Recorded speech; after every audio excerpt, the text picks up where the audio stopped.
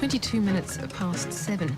You're listening to AM Live on SAFM 104 to 107. Now to the work of the Truth and Reconciliation Commission. South Africa and its people came face to face with the past. At about 12:01 a.m., I was awoken by an assault. They were doing. He had a gun in his hand pointed at my forehead. He said to me, "We are lying, you're going to tell us the truth, what we want." I was beaten up. And then they said to me, "Today you are going to die." It's 12 minutes to 7. The Truth and Reconciliation Commission resumes public hearings. They tortured him and cut off his hands.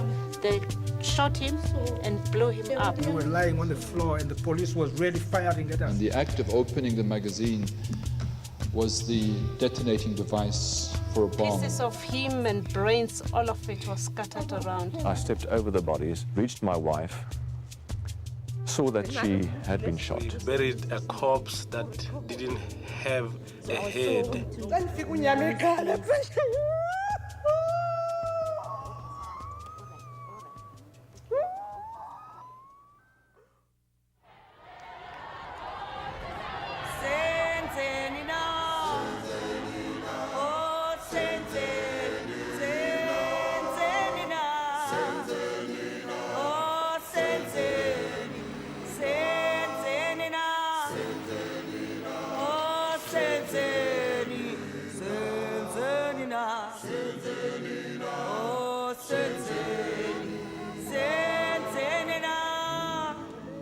They come from all over the country.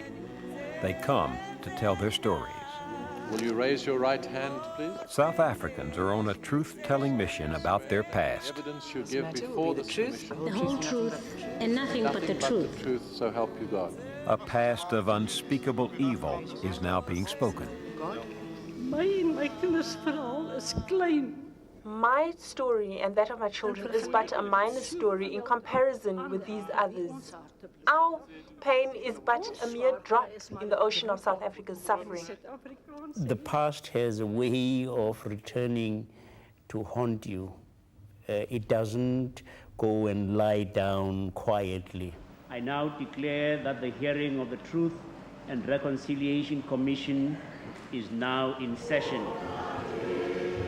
It is meant to be a new beginning for a nation long divided by racial oppression.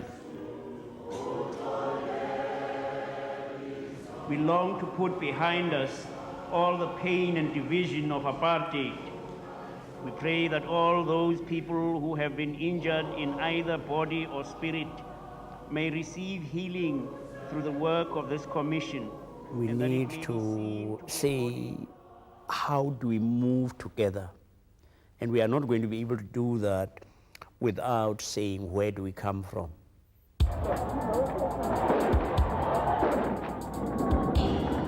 Apartheid, white supremacy, was the law of the land. The black struggle for democracy was brutally put down.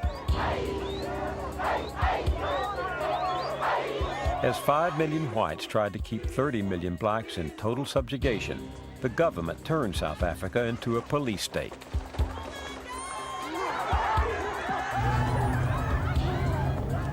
The movement for liberation intensified in the 1980s, and the world community declared South Africa an outlaw state. Apartheid began to crumble. The racist government was forced to negotiate. I wish to put it plainly that the government has taken a firm decision to release Mr. Mandela unconditionally. After 27 years in prison, Nelson Mandela is elected president of the new South Africa in 1994. It is the first time the black majority is free to vote. Never, never, and never again shall it be that this beautiful land will again experience the oppression of one by another.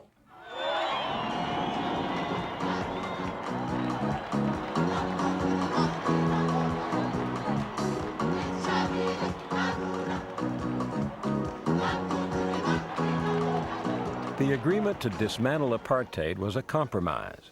Apartheid's leaders wanted amnesty. Apartheid's victims wanted justice. here in South Africa. The Truth and Reconciliation Commission, chaired by Archbishop Desmond Tutu, was born of this settlement. I mean, here is a commission that has been set up by our president, the president we elected, and the world is listening. Testing. What the world would hear was an extraordinary telling of crimes against humanity.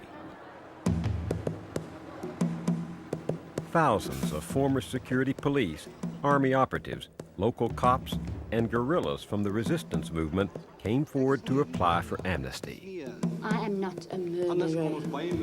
Otherwise, we could have murdered a lot of people here. I did nothing on my own. I only acted on instruction.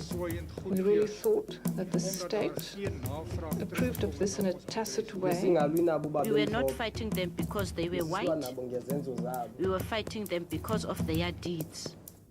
To get amnesty, they must tell the truth. We're not seeking to humiliate them. We're not seeking to belittle them. We're not even seeking to prosecute them. We're just saying that this is a moral universe, and you've got to take account of the fact that truth and lies and goodness and evil are things that matter, and that we've got to acknowledge them. On the Saturday, I assaulted you. No one could predict what would happen when victims confronted their torturers. Do you remember saying to me that you are able to treat me like an animal or like a human being, and that how you treated me depended on whether I cooperated or not? I can't remember it correctly, sir, but I would concede I may have said it. It's not true that you and Khosin assaulted me throughout the trip? If you say we assaulted you in the Kombi, then I would concede that in all probability I did. The victims were often blindfolded during their agony. I've never seen this bag being used myself on any other person. Now, with the commissioners looking on, they could see, for the first time, exactly how their torturers used techniques like the wet bag to terrorize them. In that way, cutting off the air supply to the person. What kind of man that uses a method like this one of the wet bag to people, to other human beings, repeatedly, and listening to those moans and cries and groans, and taking each of those people very near to their deaths? What kind of man are you? What kind of man is that?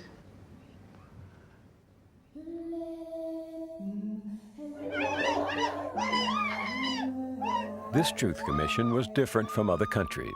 This one was public. It was a week of high drama at the Truth and Reconciliation Commission this week.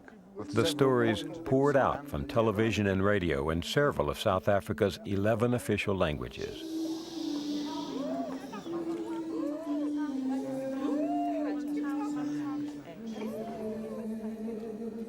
The truth could no longer be denied.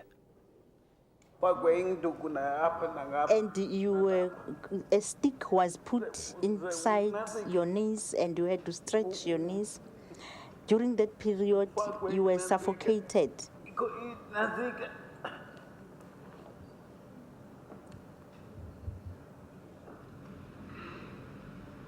It's fine. Don't worry about it. I thought I knew the awfulness of apartheid. But you see, when it ceases to be statistics and it is a real, live human being who says this, that, and the other happened,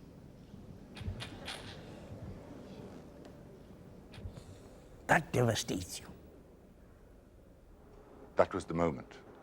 That was the moment that we all stopped in our tracks and looked back and said, what have we done?